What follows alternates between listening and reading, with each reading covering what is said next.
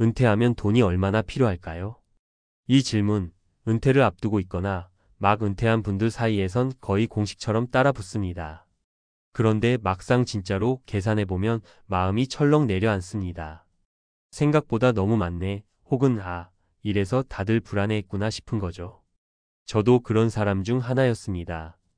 회사 생활 30년 넘게 하면서 나름 착실하게 모았다고 생각했어요. 퇴직금도 있고 연금도 나오고 집도 있으니까 이 정도면 되겠지 싶었죠. 그런데 어느 날 아내랑 커피 마시면서 가볍게 우리 매달 얼마나 쓰는지 계산해 볼까 했던 게 문제의 시작이었어요. 두 눈으로 확인한 숫자 앞에서 둘 다 아무 말 없이 한참을 가만히 있었죠. 우리가 이렇게 많이 쓴다고? 1. 왜 은퇴 후 지출이 더 크게 느껴질까? 현실은 이렇습니다. 일할 땐 수입이 들어오니까 지출이 잘 안 보입니다. 그런데 은퇴하고 나면 상황이 반대가 되죠. 들어오는 돈은 고정인데 나가는 돈은 왜 이리 많지? 라는 생각이 자꾸 들기 시작합니다. 은퇴 후엔 고정적인 수입은 국민연금, 퇴직연금 혹은 예금 이자 정도입니다. 그런데 지출은 의외로 다양해요. 식비야 그렇다 쳐도 병원비, 경조사비, 손주 용돈, 가끔의 외식이나 여행까지 포함하면 생각보다 큽니다. 더군다나 요즘같이 물가가 오르다 못해 뛰는 시대엔 예전에 200이면 살던 생활이 300 넘어가는 건 순식간이에요. 이 전문가가 말하는 은퇴 후 월 지출 평균. 최근 통계청과 국민연금공단에서 발표한 은퇴 가구 실태조사를 보면 60대 이상 은퇴 가구의 월 평균 지출은 약 25만 300만 원 정도라고 합니다.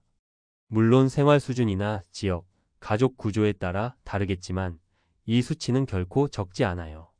특히 이게 월 단위라는 걸 생각하면 1년에 3천만 원 이상이 필요하다는 말입니다. 문제는 지출은 실시간인데 자산은 정해져 있다는 거죠.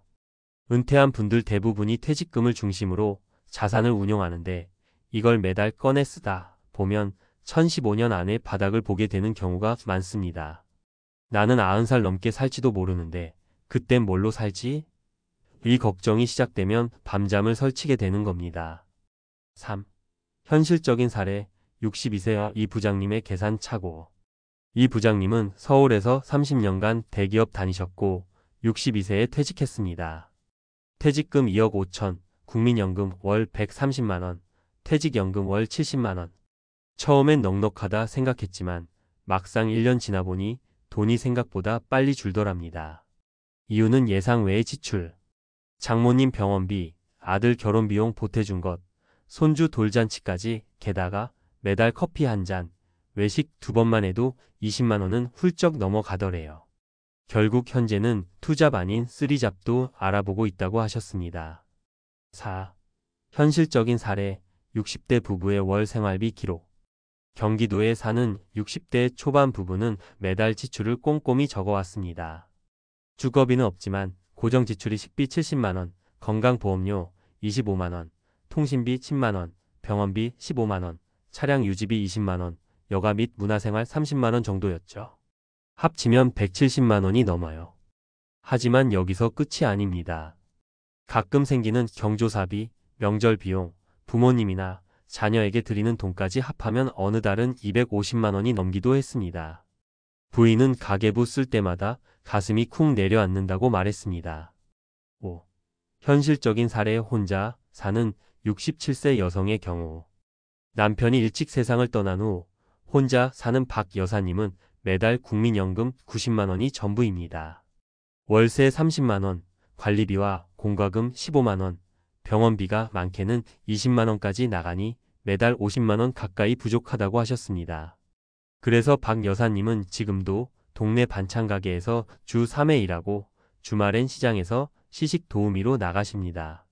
일하는 게 힘들긴 한데 사람 만나는 것도 좋고 뭐라도 해야 마음이 편해요 라며 웃지만 눈빛은 어딘가 짠해 보였습니다.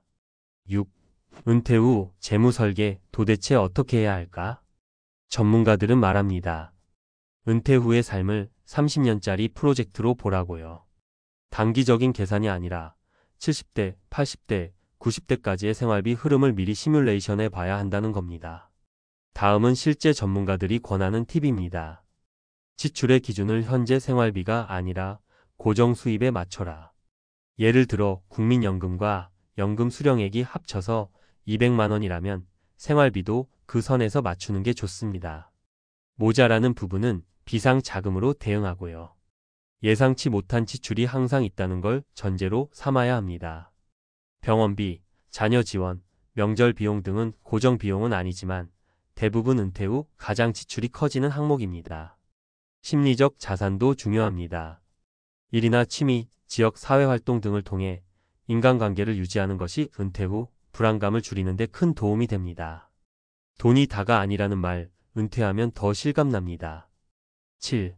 마무리하며 지금 계산해 보세요. 지금이라도 은퇴 후 매달 얼마가 필요한지 계산해 봤더니 충격이었다. 이 말 남의 얘기 아닙니다.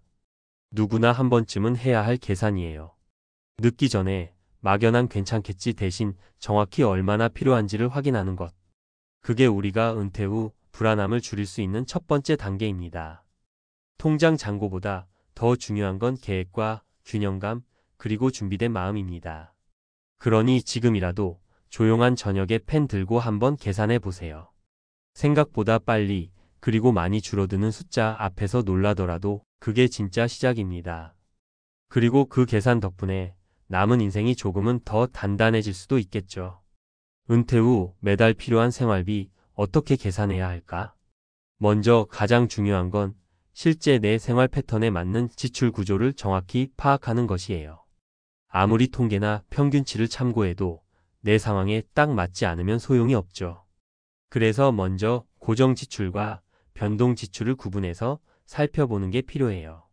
고정 지출은 월세나 관리비, 보험료처럼 매달 거의 일정하게 나가는 돈입니다. 변동 지출은 식비, 교통비, 의료비, 문화생활비 등 변동성이 큰 항목들이고요. 이 두 가지를 정확히 나눠서 36개월간 꼼꼼하게 기록해보는 게 첫걸음입니다. 요즘은 스마트폰 가계부 앱도 많으니 활용하는 것도 추천드려요. 사례로 배우는 내 지출 구조 파악법. 김씨 63세, 은퇴 1년 차 사례를 보시면 그는 매달 230만 원 정도 지출하지만 그중 고정비가 150만 원에 달합니다. 여기에 가끔 병원비와 명절 비용 등 비정기 지출이 50만 원 이상 추가돼요. 이걸 감안하면 월 280만 원 정도는 꾸준히 필요하다는 결론이 나왔습니다. 하지만 김 씨는 국민연금과 퇴직연금 등 고정 수입이 합쳐서 220만 원밖에 안 됐죠. 결국 매달 60만 원씩 적자가 나는 상황이었는데 이 격차를 줄이기 위해 식비를 10% 줄이고 자동차 유지비를 월 5만 원 낮추는 등 소소한 조정을 시작했습니다. 수치로 보는 은퇴 생활비 현실. 국민연금공단 조사 결과 은퇴자 가구의 월 평균 생활비는 250만 원 이상이 흔한데 고령일수록 의료비 비중이 커져 70대 후반부터는 월 300만 원 이상이 필요하다는 통계가 있습니다. 게다가 물가 상승률까지 고려하면 10년 후에는 이보다 훨씬 높아질 가능성이 큽니다. 여기서 중요한 건 지속 가능성이에요. 자산이 줄어드는 속도와 수입의 차이를 줄이지 않으면 어느 순간 자금 고갈 위험에 직면합니다. 특히 예상 수명을 길게 잡고 연금과 저축을 어떻게 배분할지 미리 계획하는 게 중요합니다. 전문가가 추천하는 재무계획 3가지 원칙. 안전한 자산 배분으로 원금 훼손 최소화. 은퇴 후엔 안정성이 최우선입니다. 주식 같은 고위험 자산에 올인하기보단 예금, 적금, 채권 등 원금 손실 위험이 낮은 자산의 비중을 높이는 게 좋아요. 다만 인플레이션을 감안해 일정 부분은 수익률이 좋은 투자 상품을 병행하는 것도 필요합니다. 현금 흐름 관리에 집중하라. 매달 들어오는 돈과 나가는 돈을 철저히 관리해야 해요. 월별 수입 마이너스 지출 내역을 기록하고 어디서 줄일 수 있을지 꾸준히 점검하는 게 핵심입니다. 특히 비정기 지출을 예산에 포함시켜야 깜짝 지출로 인한 부담을 줄일 수 있습니다. 비상금은 반드시 확보하라.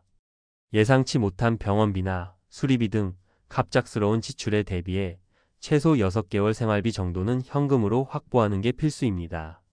이 비상금은 절대 투자하지 말고 쉽게 꺼낼 수 있는 계좌에 두세요. 구체적 팁, 실생활에서 바로 써먹는 방법들. 지출 기록은 카테고리별로 하되 꼭 필요한 지출과 불필요한 지출을 구분하세요. 예를 들어 매일 커피가, 외식비가 많은지 살피고 줄일 수 있는 부분을 찾아보는 거죠. 건강관리 투자는 장기적으로 돈을 아끼는 투자입니다. 정기 검진과 꾸준한 운동으로 큰 병원비 부담을 줄이세요. 연금 수령 시기를 전략적으로 선택하세요. 국민연금의 경우 65세부터 받는 게 기본이지만 늦게 받을수록 월 지급액이 늘어납니다. 개인 상황에 맞게 언제부터 받을지 전문가와 상담하는 게 좋아요. 정부 복지 혜택, 건강보험 지원, 세금 감면 등을 꼼꼼히 챙기세요. 자격 요건만 맞으면 받을 수 있는 지원이 의외로 많습니다. 주의사항 피해야 할 함정. 퇴직금 모두 한꺼번에 투자는 위험합니다. 한꺼번에 고수익 상품에 몰빵하면 자산 원금 손실 위험이 커요. 너무 낙관적인 수명이나 지출 추정은 금물입니다. 현실적으로 8,590세까지 생활비를 계산해야 안전합니다. 과도한 소비 감축도 오히려 스트레스가 되어 건강을 해칠 수 있으니 균형을 찾는 게 중요합니다. 결론. 60세 이후 매달 얼마나 필요할지 제대로 계산하는 일은 생각보다 복잡하고 까다롭습니다. 하지만 이걸 미뤄두면 은퇴 후 삶은 훨씬 더 불안하고 힘들어지죠.